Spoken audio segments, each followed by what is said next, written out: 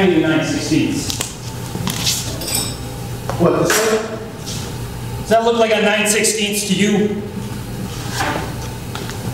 Don't got a goddamn lick of common sense. Whatever, here.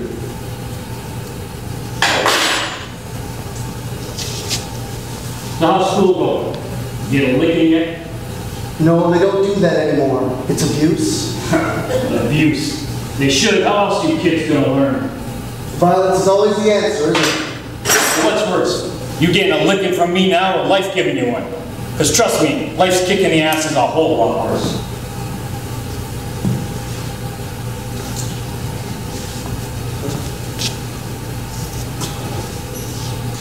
Here, come here.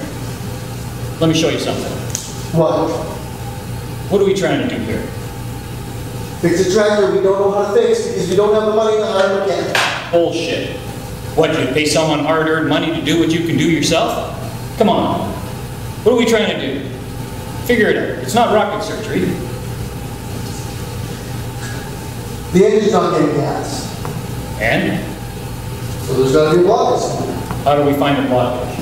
I don't know. Come on, think. If my goddamn arm was pinned under a cultivator, what would happen to it? That's gross. Not the right answer. I don't know. It turned blue. Why? Because the blood couldn't get to it. Where could it go? It would bulge up the arm and... Oh. What'd that Greek say? Eureka! So we have to look for a bulge in the line. Goddamn right. Now find it. Well, I need a flashlight. Here you go.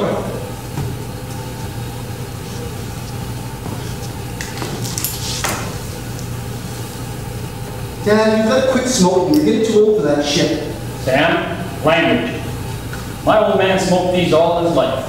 Used to roll 5 cigarettes in the morning, and that's all he'd smoke the entire day. Oh, what did he die of? That's right, a stroke. You gotta eat healthier and quit smoking, Dad. Well, thank you for your concern, Mom. But the one pleasure in life my old man had was smoking. And it's the same for me. God damn if it's going to be taken away from me. You know, you never talk about Grandpa. Sure I did. Well, I don't know anything about him. What is there to know? He took care of what was his. What more do you need to know? I thought you said he was adopted. He wasn't. He was orphaned. There was 8 kids in my dad's family. His mom and dad died of the flu. Adam, Pearl, Matilda, Tony, they were the oldest and they left to find work. Split off across the entire country at some point and didn't see or speak to each other ever again. That left my dad to take care of the younger ones, John, Peter, and the youngest Rose. He was 12. Lived on the farm a month before the neighbors found out. Then the other ones were put in an orphanage. But my old man, he wouldn't have it. Fought with the cops when they came to take them away, then ran away. See, you never told me any of this. Sure I did. So what happened? He worked odd jobs for families in the area. The Widalls he stayed with the longest. Ernest and Benny. About 4 years, then he moved on. He was only 12 years old. Well, yeah. How is that possible? Other people let a kid live and work like that. No one knew any different. Times were hard, but it made you tough. Tough as nails. You talk about abuse. My dad got beat if he didn't do his job right. What do you mean? Well, one day at the supper table, he starts talking about running into this farmer that he used to work for when he was a kid. Now, this man wasn't a very nice man. He used to beat my dad, and he didn't feed him. My dad had to drink milk from the cow just to eat, and stuff newspaper in his shoes in the winter for lining. Finally, he ran away, and that's when he met the Widalls. Anyway, that day at the supper table, he starts talking about running into this farmer in town. That very day, after not seeing him for 40 years. Imagine that. He saw him in town, on the street, just walked away, didn't say nothing. But then when he got in his truck, he got angry. He got so angry that he drove to this man's farm. Drove right up to where the man was working on a tractor, just like we're doing now. Got out of his truck, walked up to him.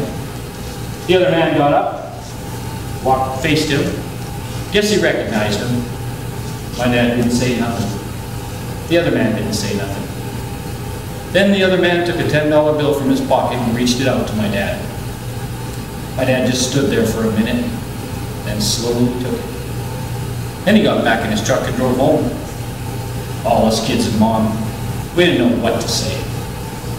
Then my dad said, if the other man said one word, he would have killed him.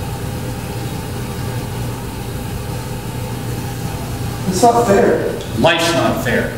And my old man, he always looked after the little guy.